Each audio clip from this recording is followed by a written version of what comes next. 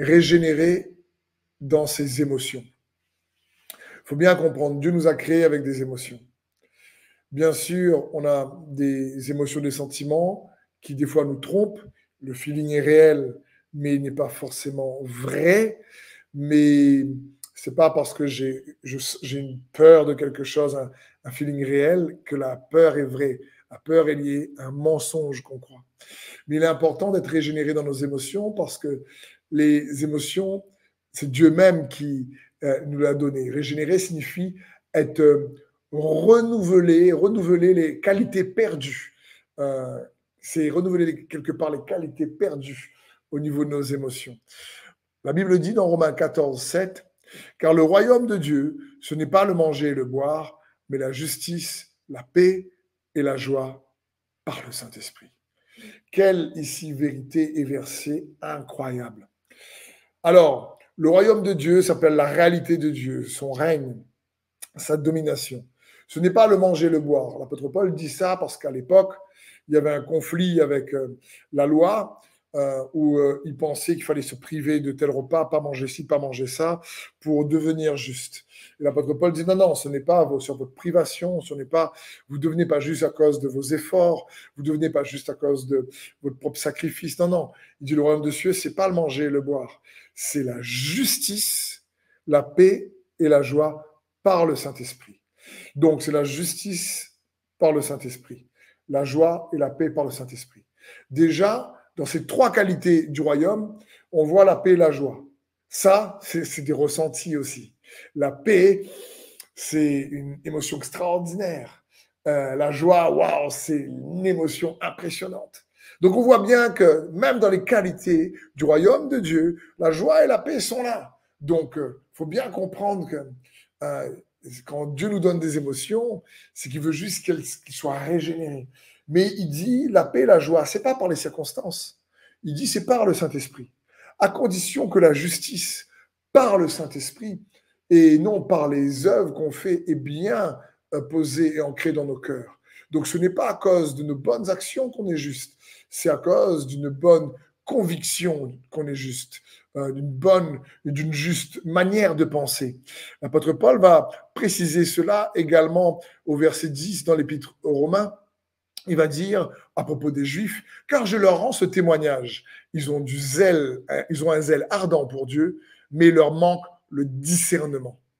En méconnaissant la manière dont Dieu déclare les hommes justes et en cherchant à être déclarés justes par leurs propres moyens. Ils ne se sont pas soumis en acceptant le moyen par lequel il nous déclare justes, car le Christ a mis fin au régime de la loi pour tous ceux qui croient soient déclarés justes. L'apôtre Paul est en train de dire ici, le problème avec les Juifs, notamment à l'époque lorsqu'il écrit, il dit ils veulent être justes par leur mérite, par la pratique du manger, du boire de la loi. Il dit mais le Christ a mis fin à la loi pour que celui qui soit juste parce qu'il croit, par la foi, parce qu'il a une conviction juste.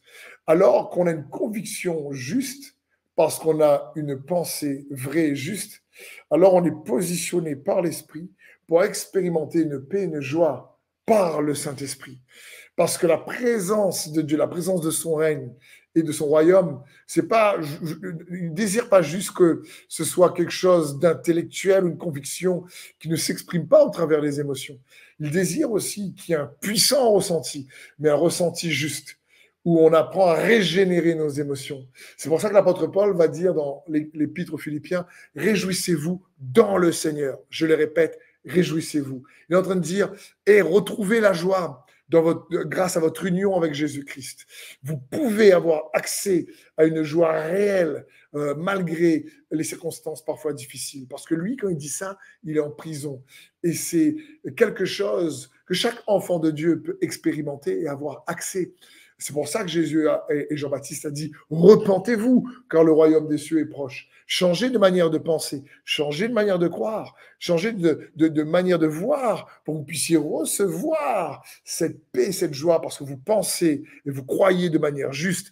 Alors vous avez accès à une paix et une joie qui se manifeste et se démontre grâce à votre relation avec le Saint-Esprit, par votre communion avec le Saint-Esprit. Parce que vous pensez, lorsque vous pensez à Christ et ce qu'il accomplit, de manière juste, et vous croyez de manière juste. Et je crois que Dieu veut te régénérer dans tes émotions. Il veut te donner une paix, une joie qui, de plus en plus, prend sa source dans ta communion avec lui.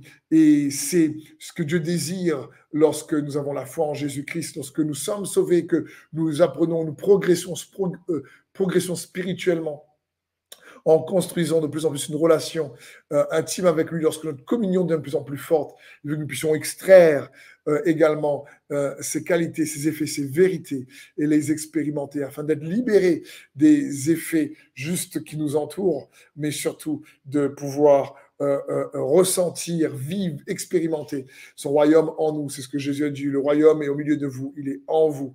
Et je crois que c'est ce que Dieu désire, que toi et moi, nous puissions expérimenter dans le nom de Jésus. Amen.